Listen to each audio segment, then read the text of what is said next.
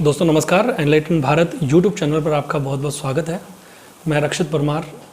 दोस्तों आज इस वीडियो में मेरे यूट्यूब चैनल और जो वीडियोस के टाइप हैं इनके बारे में बातचीत करना चाहता हूँ। वीडियोस को देखते हैं, शेयर नहीं करते हैं, कमेंट करते नहीं हैं, लाइक नहीं करते हैं, देख कर चले जाते हैं। ऐसा क्यों करते हो यार? बहुत ज़्यादा हार्डवर्क कर रहा हूँ, बहुत ज़्यादा। आप जानते हो कि टेक्नोलॉजी का बोलबाला है, ऐसे में एक सीधे साधे आदमी के लिए मुश्किल होता है। तो आप लोग कहेंगे यार बनाना बंद कर दो ना। बहुत सही बात है, पर एक जुनून है दोस्तों, जुनून है जो रुकते नहीं है कभी। और ये किसी से मोटिवेटेड और डीमोटिवेटेड नहीं होते।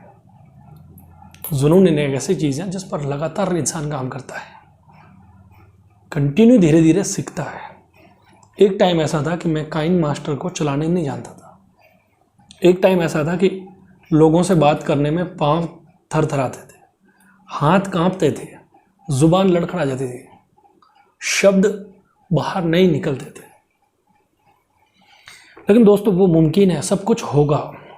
अगर आप एक रूरल बैकग्राउंड से आते हैं और आपकी प्रैक्टिस या ट्रेनिंग नहीं हुई है इस तरह की लोगों से संवाद करने की, डायलॉग करने की, तो ये बहुत सी परेशानियां आपके साथ आएगी।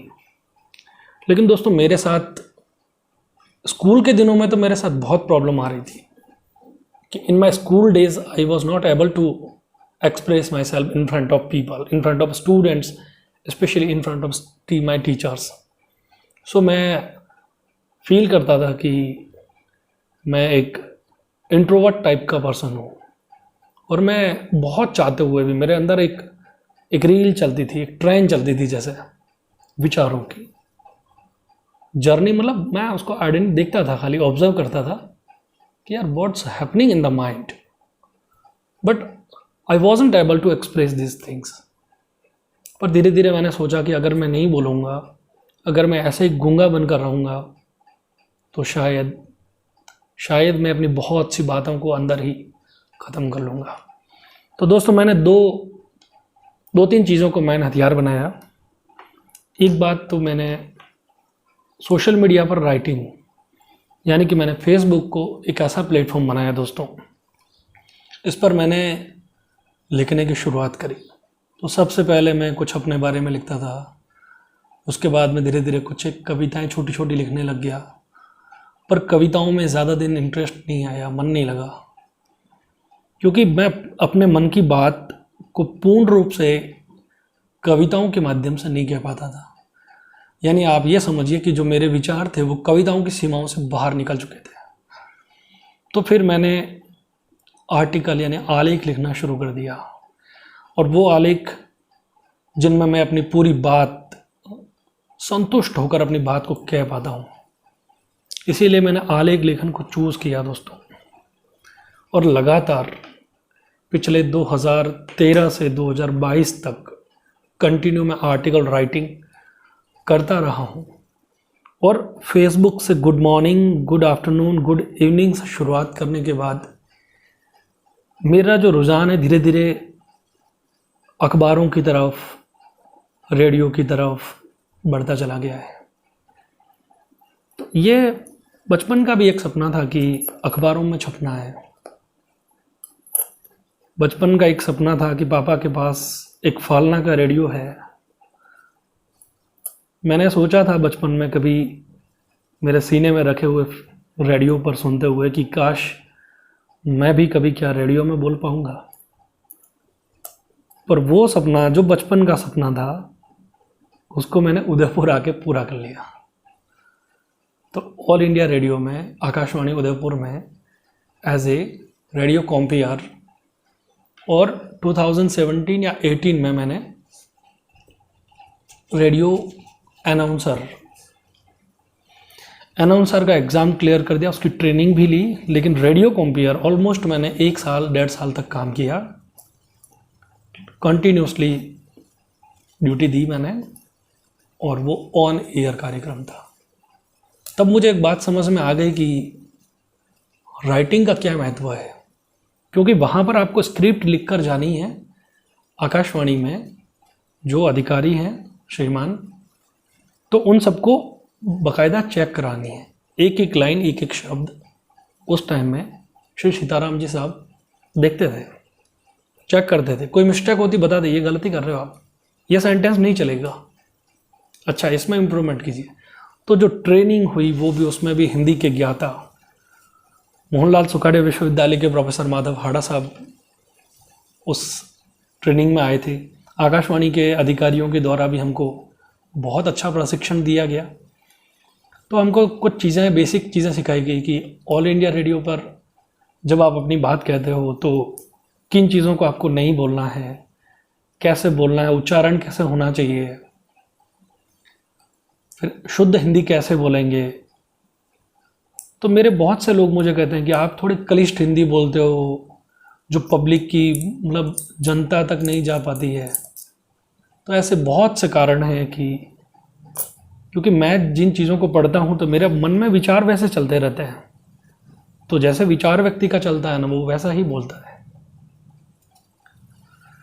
ऑल इंडिया रेडियो में अनाउंसर रहा, उसके बाद में पैरेलल मेरी राइटिंग में भी जो हॉबी है वो बहुत ज़्यादा डेवलप हो रही थी।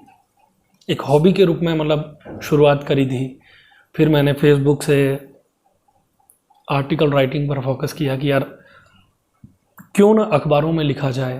तो सबसे पहले मैंने 2013 में या 14 में आहा ज़िंदगी पत्रिका, जो कि दैनिक भास्कर का एक स्पेशल अंक आता था, और भारत भर की जितनी भी जो मैगजीन्स यानी पत्रिकाएं निकलती थी उनमें आहा ज़िंदगी का एक विशेष महत्व है। तो उसमें पत्राचार से अपना लेखन की शुरुआत करी। मुझे आज भी याद है कि मैंने पुष्पा भारती के द्वारा एक जो आलेख लिखा था सुभाष बाबू के ऊपर उन्होंने, तो मैंने उस पर अपनी टिप्पणी लिखी थी, और वो टिप्पणी मेरी आहा ज़िंदगी के एक कॉलम में प्रकाशित हुई थी। तो वो मेरे लिए बहुत इंस्पिरेशन था कि मैंने देश की एक जानी मानी मैगजीन में अपना नाम अंकित करवा दिया है। तो छोटे से 4-5 शब्द आए थे लिखे हुए, लेकिन मेरे लिए भी बिना किसी रिकमेंडेशन के, बिना किसी सिफारिश के, अपनी खुद की खोजबीन और सूझबूझ के साथ में। उसके बाद में मैंने राजस्थान पत्रिका, दैनिक भास्कर, जनसत्ता, अमर उजाला, प्रभात खबर और यहाँ के लोकल लैक्सिटी न्यूज़ और समता संवाद में मेरे बहुत आर्टिकल छपे हैं। श्रीमान हिम्मत सेठ साहब का मैं बहुत आभारी हूँ कि वो वास्तव में एक जनता के संपादक हैं, और उन्होंने मेरे विचारों को एक बड़ा प्लेटफॉर्म दिया, और उन्होंने मेरे आलेख को कॉन्टिन्यूसली प्रकाशित किया। हालांकि उनका ज्ञान और मेरे नॉलेज में रात दिन का फ़र्क है, क्योंकि वो जो देश को देखते हैं उनका नज़रिया बहुत अलग है, और मैं एक युवा अभी लर्निंग फेज़ में हूँ, विशेषकर आर्टिकल राइटिंग में, क्योंकि आपको उसके लिए पढ़ना पड़ता है, डिटेल में आपको नॉलेज रखनी पड़ती है, कुछ फैक्ट्स, कुछ डेटा भी आपको ध्यान में रखने पड़ते हैं, खोजने पड़ते हैं, और वो ऑथेंटिक सोर्सेज से ढूंढने पड़ते हैं। लेकिन फिर भी कई तथ्यात्मक ऐसी भूल युवावश में हो सकती है, पर मैंने इन सब के बावजूद भी लगातार लर्निंग पर, सीखने पर ही फोकस किया है। इस बीच में सरकारी नौकरी है जो एक बड़ा मसला दिन ब दिन बनती जा रही है।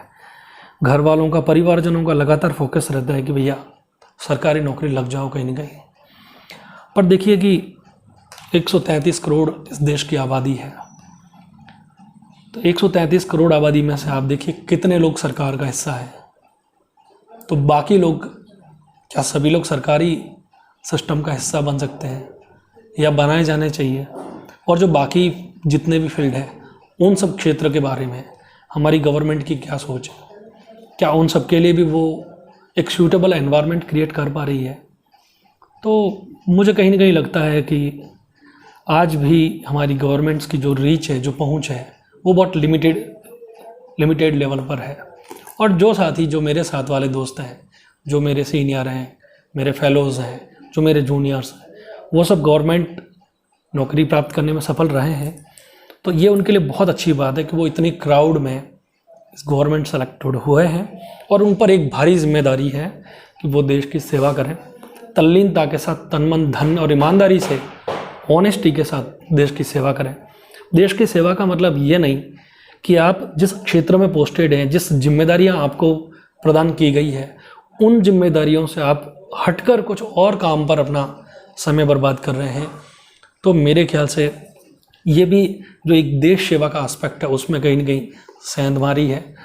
तो आपको जो जिम्मेदारी सरकार में दी गई है उसको आप ईमानदारी से निभाएं, लंबे साल तक निभाएं, क्योंकि अगर आप सरकारी सेवा में 25-30 साल की सेवा किसी भी स्कूल में देंगे, किसी भी विभाग में देंगे, तो वो आपकी बहुत बड़ी सेवा होगी और उससे ज़रूर हमारे देश में आपकी तरफ से एक आउटपुट उसमें देखने को मिलता है। उसका परसेंटेज भले ही एक छोटा सा हो सकता है, लेकिन वो ज़रूर एक कहीं ना कहीं पॉजिटिविटी लाता है। तो दोस्तों, मैं बात कर रहा था कि आर्टिकल राइटिंग पर लगातार मेरा फोकस बढ़ता ही गया और लगातार मैंने दैनिक भास्कर है, पत्रिका है, उनमें महीने 1-2 महीने के अंतराल पर कुछ ना कुछ आलेख लिखे हैं।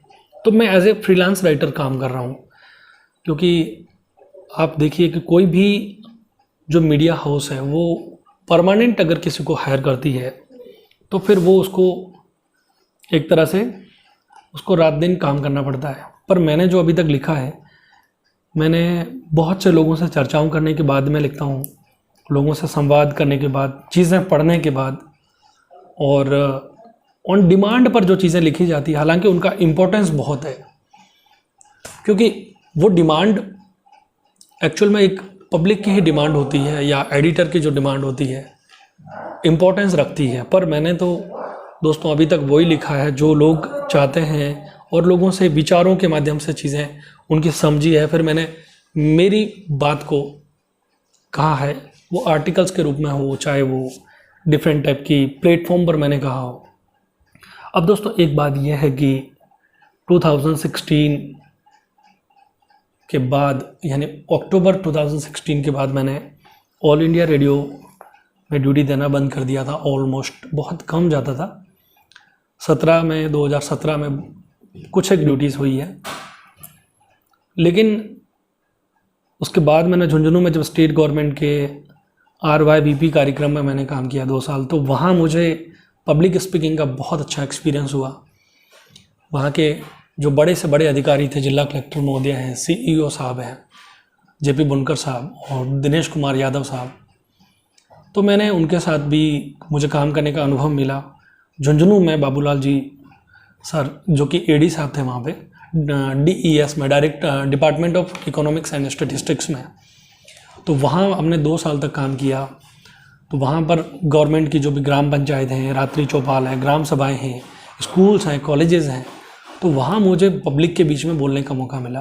तो मेरा काम केवल ये नहीं था कि भाषण देना है, भाषण देना मेरा काम नहीं था। मेरा काम था गवर्नमेंट की स्कीम्स को पब्लिक के सामने लेकर जाना, उसके बारे में बताना कि स्टेप बाय स्टेप, शुरू से लेकर एंड तक, कौन सी स्कीम का कैसे बेनिफिट, लाभ उठाया जा सकता है, कौन उसके लिए एलिजिबल है, कहाँ से इसकी आप लाभ ले सकते हैं, फॉर्म कहाँ से भर सकते हैं, कैसे फॉर्म भर सकते हैं, फॉर्म का परफॉर्मा कैसा है, उसमें क्या क्या सुविधाएं दी है, कौन अधिकारी है जो उसके लिए जिम्मेदार है। तो वो सब चीज़ें डिटेल में हम लोग पब्लिक के बीच में जाते थे, तो वहाँ बता देते थे। ये पिछले 2 साल का, मतलब 2016 से 18 तक एक्सपीरियंस था मेरा। बहुत अच्छा काम करने को मौका मिला। स्टेट गवर्नमेंट का एक IT फेयर था सीकर ज़िले में, तो ये स्टेट गवर्नमेंट के द्वारा IT फेयर का आयोजन किया गया था। उस IT फेयर में मुझे झुंझुनू के ही ACP साहब घनश्याम जी गोयल साहब ने मुझे एक बड़ी जिम्मेदारी दी, और सीकर में, जयपुर, सीकर और झुंझुनू 3 जिलों का, और नागौर, इन 4 जिलों का एक सामूहिक रूप से कार्यक्रम हुआ था IT फेयर में। वहाँ के युवाओं ने भाग लिया था, तो उसमें मुझे मंच संचालन करने का मौका मिला। 15,000 से ज़्यादा क्राउड थी, तो ऐसी भीड़ में मैंने अपने आप को प्रेजेंट किया। तो ये मेरे लिए एक सबसे बड़ा अवसर था उस दिन का। तो बचपन से ही मतलब एक सपना है कि लाखों की भीड़ के सामने अपनी बात को कहना सीखना है, क्योंकि हम गांव के लड़के हैं दोस्तों, और गांव के जो भी साथी आते हैं उनके लिए बहुत चैलेंजेस होते हैं, क्योंकि उनकी प्रैक्टिस इस लेवल पर नहीं हो पाती है, उनको वो अपॉर्चुनिटीज़ आसानी से नहीं मिल पाती है, तो उनको बहुत स्ट्रगल करना पड़ता है हर जगह पर। तो ऐसा नहीं है कि सिटी में भी कई साथी हैं जिनको मौका नहीं मिलता है, अवसर नहीं मिल पाता है, वो माहौल, वो वातावरण कहीं ना कहीं नहीं मिल पाता है, लेकिन फिर भी अपॉर्चुनिटीज़ का जो स्केल है वो सिटी में थोड़ा ज़्यादा है गाँवों की बनस्पत। गांव में भी अगर आपको अच्छे टीचर मिल जाते हैं, अच्छा एनवायरनमेंट मिलता है, तो गांव में भी आप बहुत अच्छी स्किल्स डेवलप कर सकते हैं, चाहे वो गेम्स में हो, चाहे वो कल्चरल एक्टिविटीज़ में हो, चाहे वो आपकी पढ़ाई को लेकर हो। तो बहुत सारी ऐसी चीज़ें हैं जिनमें आप अपनी लर्निंग कैपेसिटी को उम्दा कर सकते हैं, बेहतरीन कर सकते हैं। तो दोस्तों, इस वीडियो में अब देखिए कि मैंने अभी तक शुरू से अपनी क्रिएटिव राइटिंग के बारे में बताया है, पब्लिक स्पीकिंग की क्वालिटीज़ मैंने कैसे बढ़ाई, कहाँ कहाँ पर जाके मैंने सीखा है, आकाशवाणी में, मैगजीन्स में, राजस्थान पत्रिका, भास्कर में। तो इनमें आलेख छपना मतलब मेरे लिए कोई सपनों से कम नहीं था। मेरे बचपन के जो छोटे छोटे सपने थे ना, वो दोस्तों मैंने पूरे कर लिए हैं। लेकिन अब एक्चुअली मुझे जो कुछ भी करना है वो मेरे पेरेंट्स के कुछ सपने हैं, उनको पूरा करना है। तो उसके लिए मुझे एक अलग मिशन मोड पर लगना है और वो मैं ज़रूर पूरा करूँगा। मेरा ऐसा विश्वास है कि उनकी उम्मीदों पर खरा उतरना मेरे लिए एक सबसे बड़ी चुनौती है, क्योंकि एक्चुअली मेरा सपना, मैंने कहा कि आपको बचपन के मेरे ड्रीम्स मैंने पूरे कर लिए हैं, पर अभी बहुत दूर तक जाना है, क्योंकि वास्तव में समय की मांग ऐसी है कि धीरे धीरे स्टडी करने से, अध्ययन करने से चीज़ें समझ में आती है और देश की परिस्थितियों के संदर्भ में जब सोचते हैं, विशेषकर युवा के रूप में समझते हैं, और मैं जिन लोगों के बीच में संवाद करना चाहता हूँ, तो वहाँ युवाओं से बहुत से बुज़ुर्ग साथी हैं जिन्होंने इस देश की आज़ादी में बड़ा योगदान दिया है और आज़ादी के बाद के दौर को भी उन्होंने देखा है। तो वो इस देश की नींव को समझते हैं कि ये देश भारत कैसे खड़ा हुआ है। तो उसमें हम युवाओं की आज क्या भूमिका है, किस तरह से कंट्रीब्यूट कर सकते हैं, कहाँ पर चीज़ें हैं जो मतलब सही ढंग से नहीं चल पा रही है, क्या ऐसे मिथ्स हैं जो समाज में बहुत तेज़ी के साथ उभर रहे हैं, जो जनता के बीच में एक तरह से उनको भ्रमित करने का प्रयास कर रहे हैं।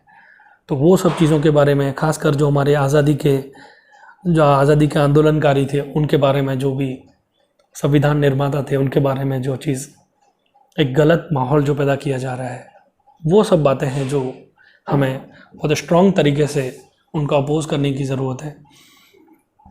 तो अब देखिए कि हमारा देश अब एक आज़ाद भारत है, और आज़ाद भारत में हर एक नागरिक को, चाहे वो किसी भी कैटेगरी से बिलोंग करता हो, चाहे वो किसी भी कास्ट से बिलोंग करता हो, चाहे वो किसी भी क्षेत्र से बिलोंग करता हो, एक भारतीय नागरिक के रूप में उसको बहुत सारे अधिकार मिलते हैं। हमारा संविधान अगर अधिकार देता है तो कर्तव्य भी हम पर आरोपित करता है कि भैया कर्तव्य भी, यानी ड्यूटीज़ को भी निभाना है राइट्स का इस्तेमाल करने से पहले। लेकिन दोस्तों, हमारे देश के संविधान में जो हमारी जो सरकारें हैं, गवर्नमेंट्स हैं, वो हमारे मालिक नहीं हैं। मतलब ये बात हमें मानकर चलना पड़ेगा, क्योंकि ये एटीट्यूड आपके अंदर एक डेवलप करना पड़ेगा। हमारे साथी हैं हरीश कुमार सोवालका जी, मेरे मित्र हैं, सीनियर हैं, मैं उनसे काफ़ी कुछ सीखता भी हूँ। तो उनका कहना है कि रक्षित जी, हम कोई गुलाम नहीं हैं उनके, हम देश की सरकारें बनाने वाले हैं, यानी सरकारें हमारे द्वारा बनाई जाती है।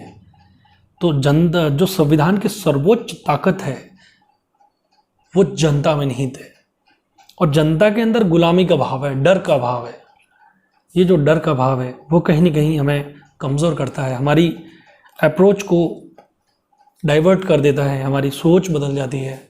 तो उन्होंने कहा कि हम एक मालिक के तौर पर इस चीज़ को महसूस करें कि ये जो सरकारें हैं, जो bureaucracy are for the services of the public, वो जनता की सेवा के लिए है।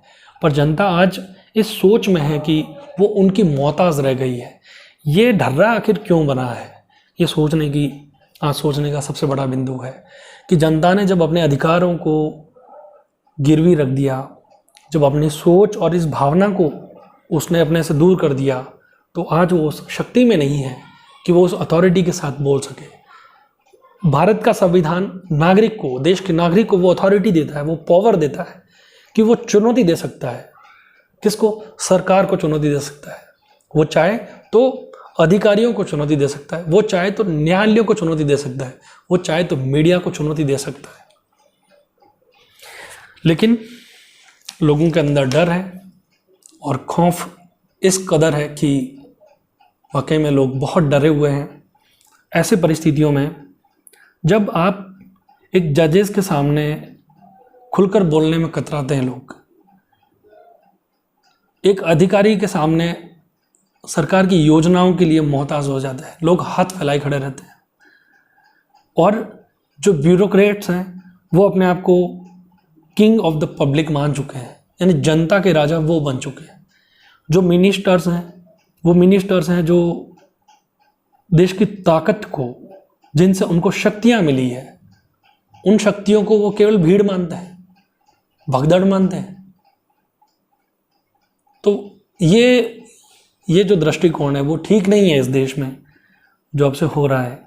हमें अपनी ताकत का एहसास करना होगा। मेरा यही कहना है कि हम इस डेमोक्रेटिक भारत में नागरिक की शक्तियों को पहचानना पड़ेगा। और जो तानाशाही का एक जो रुख कोई भी सरकार अगर आपके ऊपर थोपती है तो इसका अपोज होना चाहिए as a public, because in our constitution, in the preamble of our Indian Constitution, that is written that we the people of India, हम भारत के लोग लिखा है। वहाँ पर ये नहीं लिखा है कि we the public representative of India, no. So it means that all the power goes to the people of India. हम भारत के लोग, यानी भारत के लोगों के अंदर वो सारी शक्तियाँ मौजूद है दोस्तों। पर इन सब चीज़ों की मैं बातें आखिर YouTube पर क्यों कर रहा हूँ? पर दोस्तों मैंने कहा है कि मैं YouTube पर जो डायलॉग डिलीवरी के लिए जिन लोगों को मैं अवसर देता हूँ वो मैं यही समझता हूँ कि मेरा एक नागरिक होने की कर्तव्य बनता है कि मैं भारत के नागरिकों को सशक्त करूँ, मजबूत करूँ, ताकि जो सरकारों के द्वारा जो एक्सप्लॉयटेशन, जो शोषण होता है, उस शोषण में कमी लाई जा सके।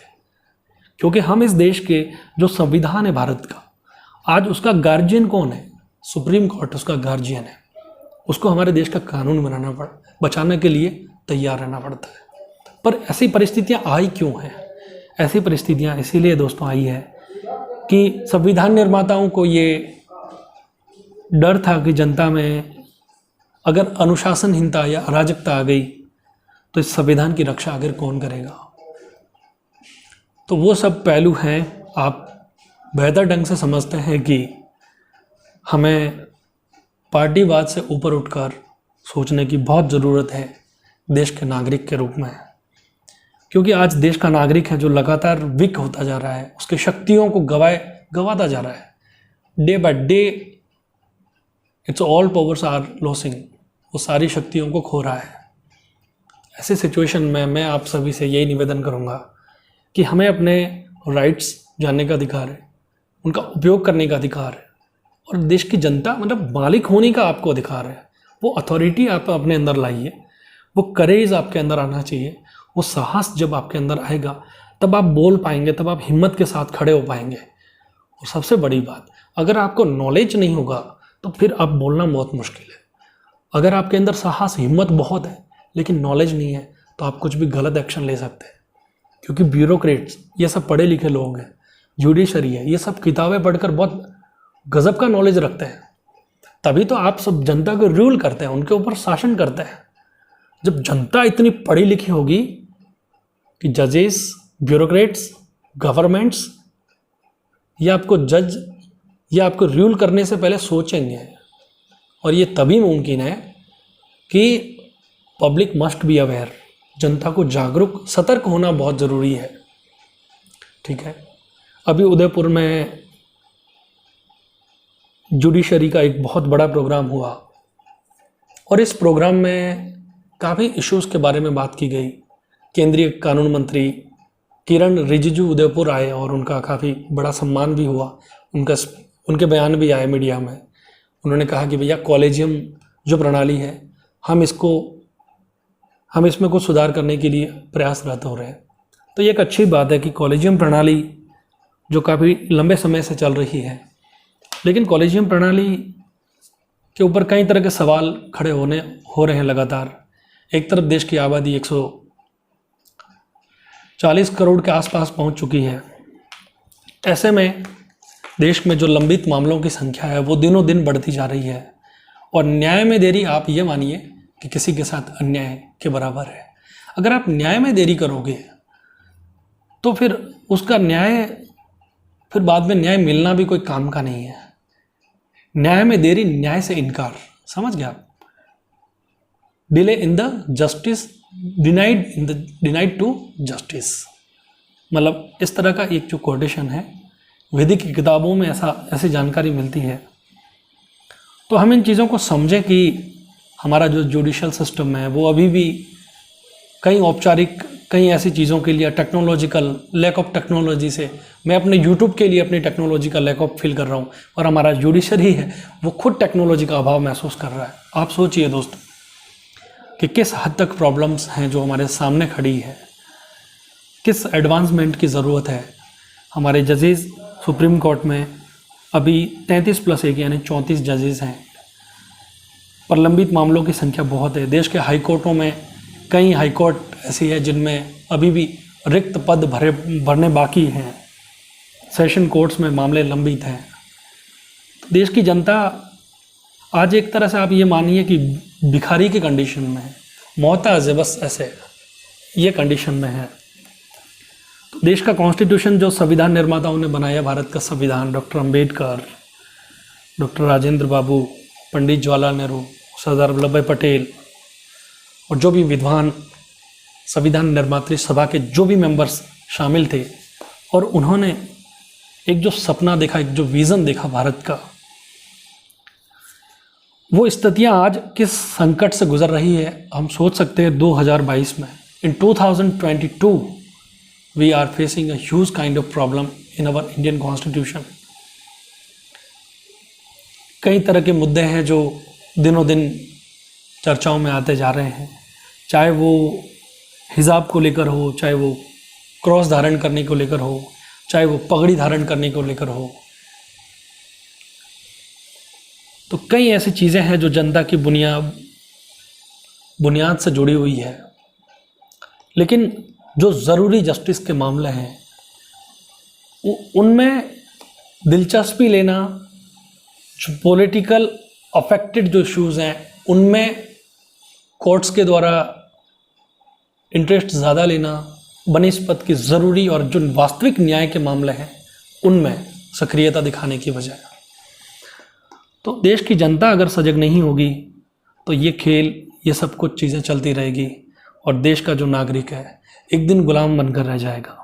मैं देश के नागरिकों को केवल सशक्त और जागरूक करने की भावना से ही इस वीडियो को बना रहा हूँ। पूरा मकसद यही है और कोई दूसरा मकसद नहीं है दोस्तों। अगर मिसकम्युनिकेशन हुआ है, कुछ भी बात गलत बोली गई है, तो अदरवाइज़ ना लें। अपने विवेक का इस्तेमाल करते हुए सोचें कि मैंने जो कुछ भी कहा है वो कितना सही है, कितना गलत है, क्या तर्कसंगत बातें हैं जो आप कह सकते हैं, ज़रूर कहिए इस वीडियो के कमेंट बॉक्स में जाकर।